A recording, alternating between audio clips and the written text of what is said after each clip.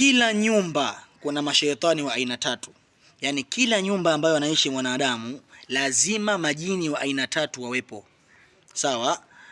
Kuna shaitani ambaye anaitwa Jathum. Sawa? Alafu kuna shaitani ambao anaitwa Ammarul Bait. Alafu kuna na shaitani ambao anaitwa Khubuthi na Khabaith. Kila nyumba hawa wapo. Usinibishie, nisikilize ninavyoongea. Sawa? Tukianza na huyu Jathum.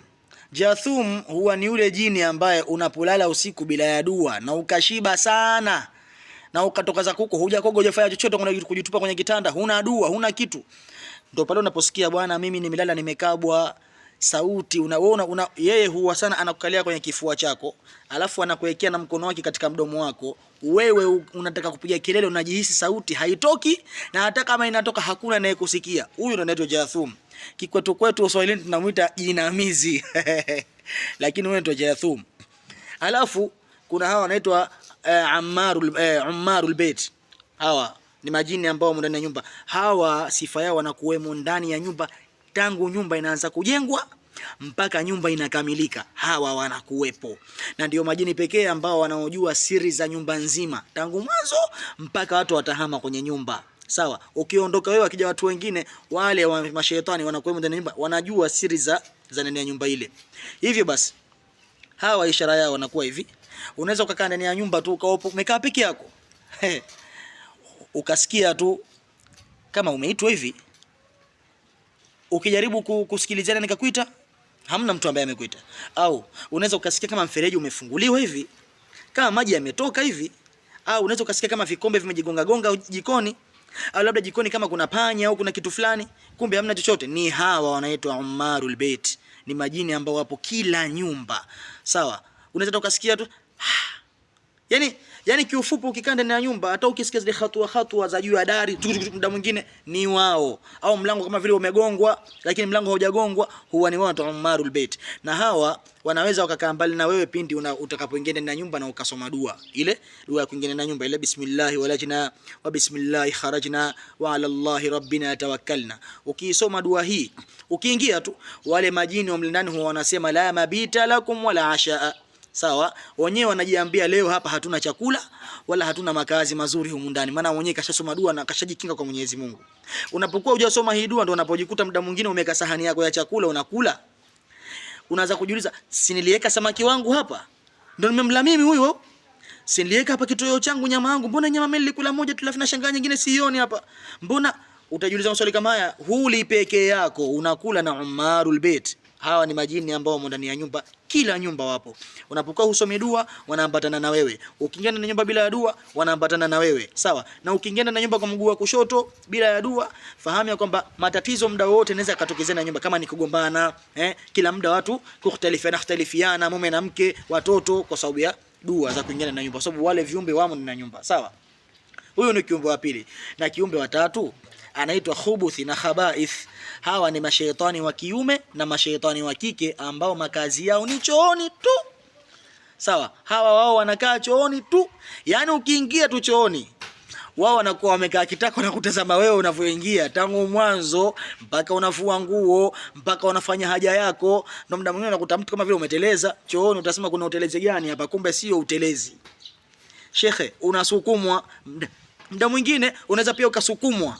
Sawa, ukajiuliza vipi wani? Mbona hivi? Au kizunguzungu. Muda mwingine unaweza kujisikia vibaya chooni, ukajisikia kichefuchefu, unaweza kujisikia kizunguzungu. Hawa Khubuth na Khabaith. Sawa? Na ukiingia wewe, alaykum salam, ukiingia mara nyingi sana huwa wanakugusa gusa. Huna dua ukiingia bila dua, kwa sababu wale hawatoki moja kwa moja. Ndio maana ukiomba dua, ile dua unasema Allahumma inni a'udhu bika, najikinga kwako Mola wangu, minal khubuth, najikinga kwako. Sawa? Kwa maana wale hawakimbii moja kwa moja, wale wapo. Sawa? Na wale ambao wanaingia vioni hawasomi dua. Na ukiacha wale ambao wako chooni moja kwa moja, lakini kuna mashaitani ambao wakisikia adhana wanakimbia, na makazi yao na kukimbia kwao wanakimbilia kwenye vioo.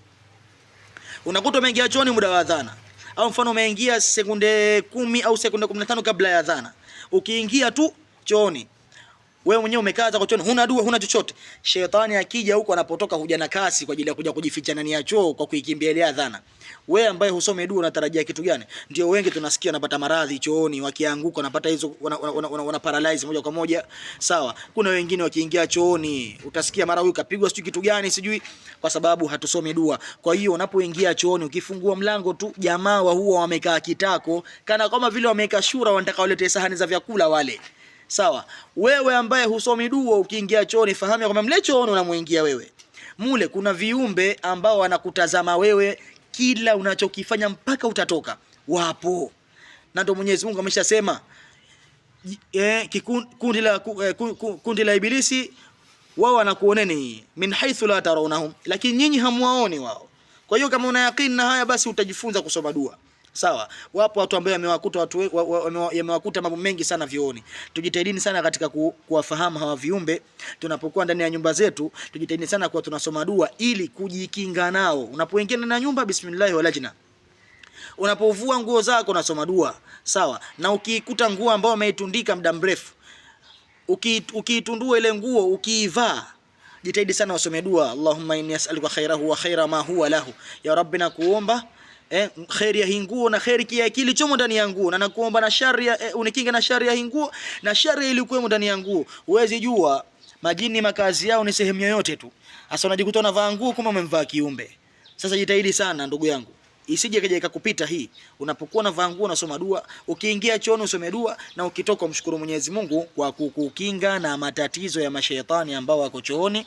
Na vile vile ukitaka kula usome dua, na ukimaliza pia usome dua. Hivi ndivyo Muislamu anavyotakikana awe, na ndio maana Mwenyezi Mungu akasema ud'u rabbakum tadarruan wa khufya. Mnapokuwa mnakaa mtajeni Mwenyezi Mungu kwa kumuomba kwa unyenyekevu, hata kwa ukimya. Yani hata kwa sauti ya chini, hata kimoyo mtajeni Mwenyezi Mungu, kwa sababu ibilisi na mashaitani wote makazi yao kwa binadamu wani kwenye moyo. Kwa hiyo moyo ndio engine ya mwili. Moyo utakapokuwa unauweka katika dhikri ya Mwenyezi Mungu, shetani atapata wapi nafasi ya kucontrol? Inakuwa ni ngumu. Kwa tujitahidi sana kusoma dua, inshallah Mwenyezi Mungu atuhifadhi na majumba yetu tunayoishi. Allah atuhifadhi nayo. Hawa viumbe ni wapo na wala hawaondoki, ndio makazi yao. Salamu alaykum wa rahmatullah.